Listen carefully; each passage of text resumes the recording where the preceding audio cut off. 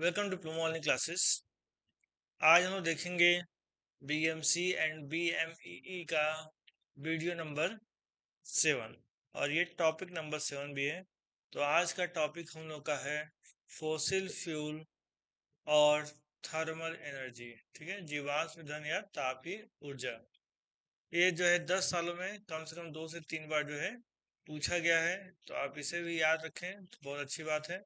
और ये आपको याद ही होगा, बस एक बार पढ़ लेना है, क्योंकि बचपन से ही आप फॉसिल फ्यूल जीवाश्म ईंधन के बारे में पढ़ते आए हुए हैं। बस आपको ध्यान से पढ़ लेना है, तो आपको निश्चित तौर पे ये चीजें याद रहेंगी और परीक्षा में बहुत ही आसानी से लिख करके आप आ सकते हैं। सबसे पहले हमको ये जानना है कि जीवाश्म ईंधन क्या होता है। ठीक है, तो जीवाश्म ईंधन के बारे में थोड़ी सी हिस्ट्री ये है कि लाखों वर्ष पहले क्या हुआ था कि पृथ्वी पे जो है उथल पुथल हुआ था, और पृथ्वी पे रहने वाले जीव जंतु जो है, जैसे पेड़ पौधे और जीव जंतु जो है पृथ्वी के अंदर दब गए थे, जो हाई प्रेशर और टेम्परेचर के कारण जो है पेट्रोलियम में कन्वर्ट हो गए, और इनका प्रयोग आज हम ईंधन के रूप में करते हैं। जैसे कि कोयला हुआ, पेट्रोल, डीजल, जो भी ये सब चीजें हैं जो पेट्रोलियम से मिलती हैं, ये सब के सब क्या है, जीवाश्म ईंधन कहलाते हैं। ठीक है, तो आइए अच्छे से पढ़ते हैं, नोट्स के माध्यम से देखते हैं। देखिए, यहाँ पे बताया गया है जीवाश्म या फॉसिल फ्यूल या उष्मीय ऊर्जा, थर्मल एनर्जी भी इसको कहते हैं। ठीक है, इसके बारे में क्या बताया गया है, वह ईंधन है जो भूगर्भ से प्राप्त होते हैं। भूगर्भ मतलब पृथ्वी के गर्भ से, यानी कि जमीन के अंदर से प्राप्त होते हैं, जो अनंत काल पहले जैविक पदार्थों जैसे वनस्पतियों, जीवों के पृथ्वी के अंदर दबने से तथा उच्च ताप व दाब के अंतर्गत कोयले, तेल, गैस आदि में परिवर्तित हो गए।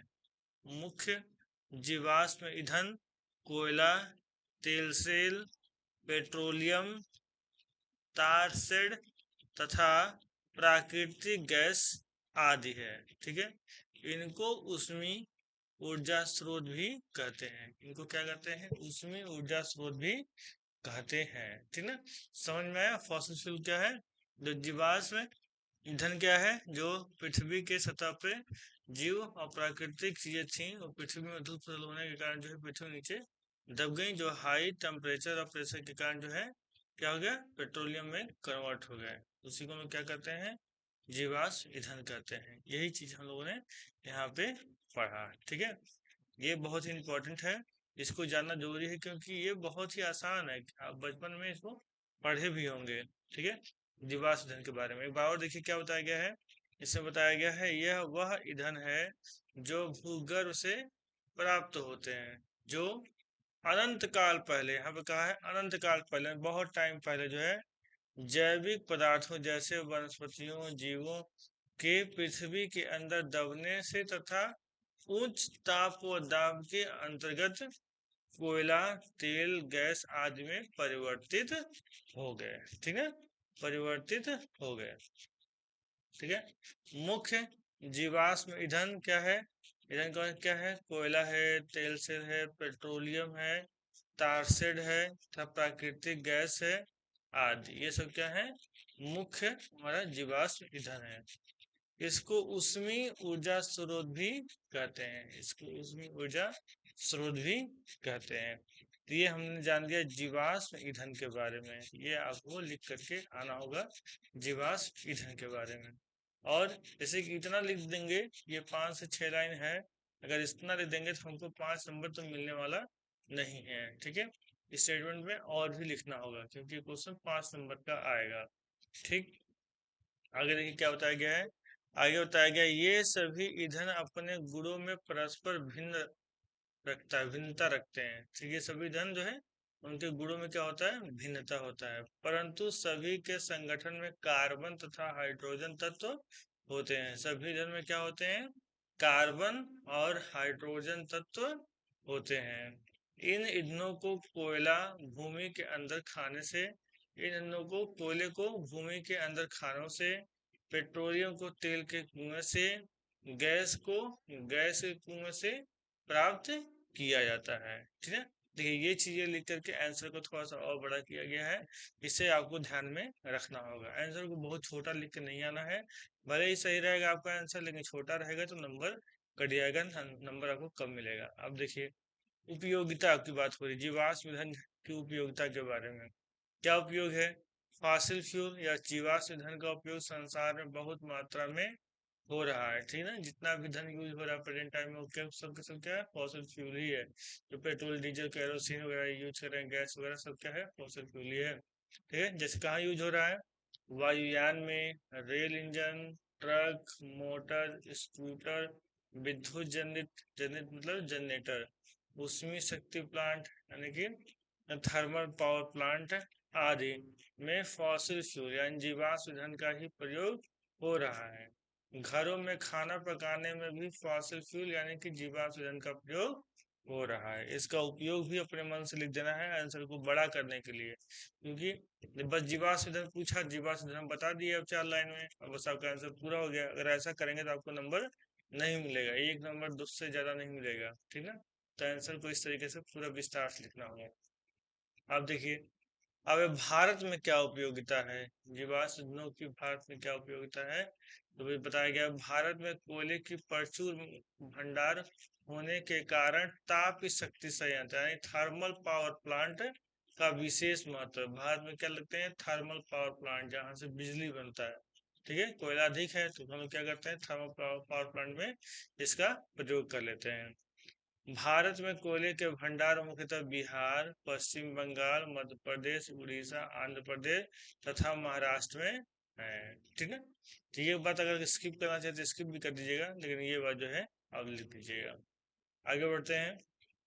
अब हम लोग जानेंगे शक्ति प्राप्त करने की विधि, मतलब कि जब हम लोग का फ्यूल है, जो फोसिल फ्यूल है या थर्मल एनर्जी है, उससे किस प्रकार से हम लोग विद्युत बनाते हैं। पिछली वीडियो में बताया था, हम लोग के पास जो भी एनर्जी होती है, हम चाहते हैं कि वो क्या हो जाए? इलेक्ट्रिसिटी में कन्वर्ट हो जाए। अगर वो इलेक्ट्रिसिटी में कन्वर्ट हो जाएगी तो उसे हम लोग आसानी से प्रयोग कर सकते हैं। हमारे पास अब ऐसे बहुत से इंस्ट्रूमेंट है जो कि इलेक्ट्रिक एनर्जी से चलती हैं, तो हम लोग की कोशिश ये रहती है कि जो भी हमारे पास रिसोर्सेस हैं, एनर्जी है, उसको हम लोग इलेक्ट्रिकल एनर्जी में कन्वर्ट करें, और यही इसी के बारे में हम लोग पढ़ेंगे भी। तो यहाँ हम लोग पढ़ने वाले हैं शक्ति प्राप्त करने की विधि, यानी फॉसिल फ्यूल से शक्ति प्राप्त करने की विधि, जीवाश्म ईंधन से शक्ति प्राप्त करने की विधि। तो देखिए यहाँ पे क्या होगा, कैसे शक्ति प्राप्त करेंगे हम लोग। इसमें सबसे पहले एग्जांपल समझ लेते हैं।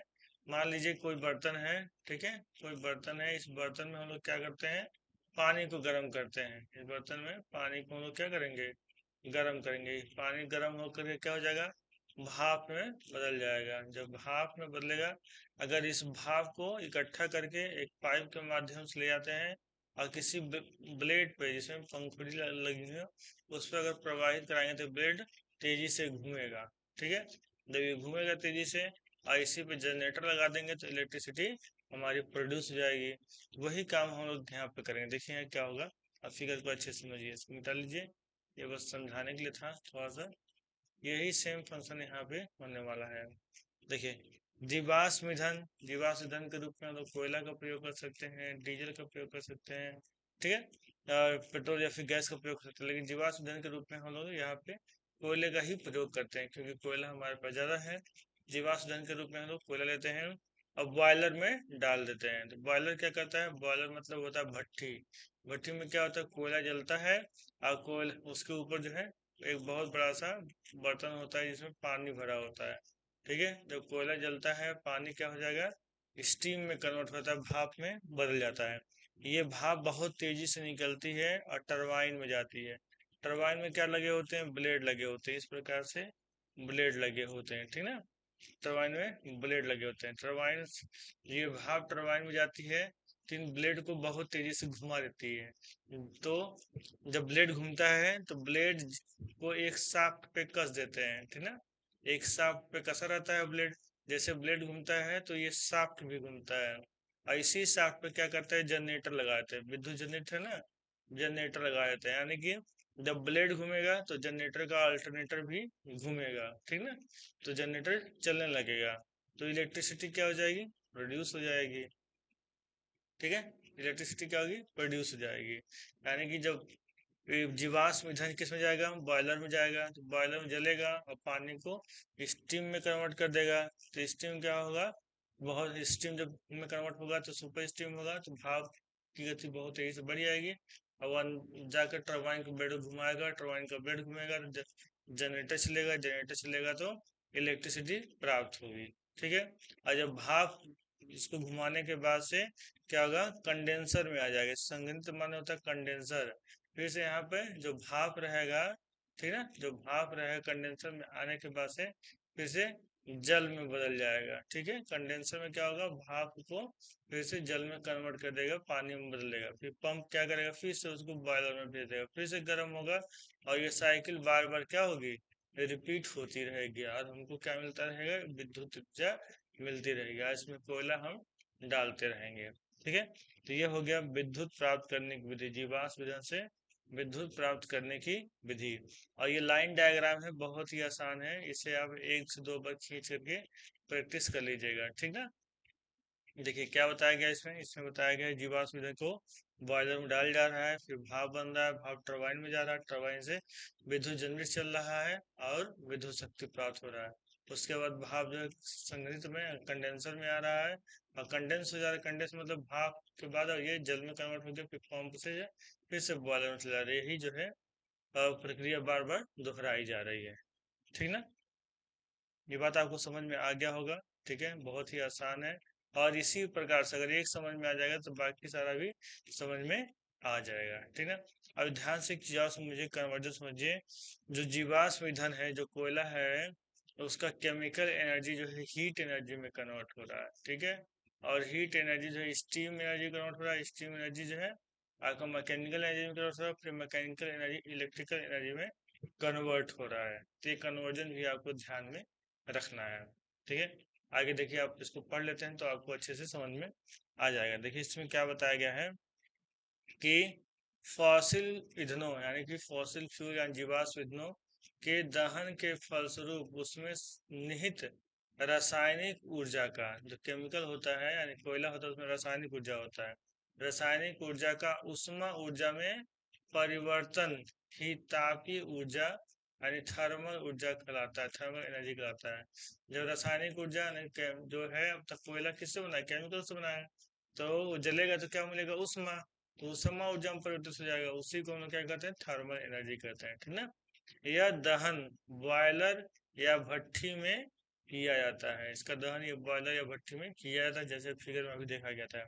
इसी तापीय ऊर्जा को किसी उपयुक्त माध्यम यानी कि भाप की सहायता से टरबाइन चलाकर यांत्रिक ऊर्जा में परिवर्तित कर लिया जाता है। यांत्रिक ऊर्जा क्या मतलब, मैकेनिकल एनर्जी में कन्वर्ट कर लिया जाता है। फिर इसका प्रयोग करके विद्युत जनरेटर चलाकर विद्युत शक्ति यानी कि इलेक्ट्रिकल एनर्जी प्राप्त की जाती है। ठीक है, देखिए बहुत ही शॉर्ट से हमने लिखा है आपके लिए, तो यही चीज आपको एग्जाम में लिख करके आ जाना है। ठीक है। तो अगर जब इतना हमने नोट्स में मेंशन किया, इतना आप लिख करके आ जाएंगे तो निश्चित रूप से आपको जो है 5 में से 5 नंबर मिल जाएंगे। लेकिन आप जो है 4-5 लाइन में अपना आंसर खत्म कर देंगे तो वहीं पर नंबर कट जाता है। बच्चा कहता है कि सर हम पूरा करके आए थे लेकिन नंबर ही नहीं मिला, काफी अच्छे से चेक नहीं हुई है, दुनिया भर का ब्लेम करना शुरू कर देते हैं बच्चे। लेकिन आपको सही से पूरा आंसर लिख के आएंगे तो आपको पूरा मार्क्स जरूर से मिलेगा। ठीक है।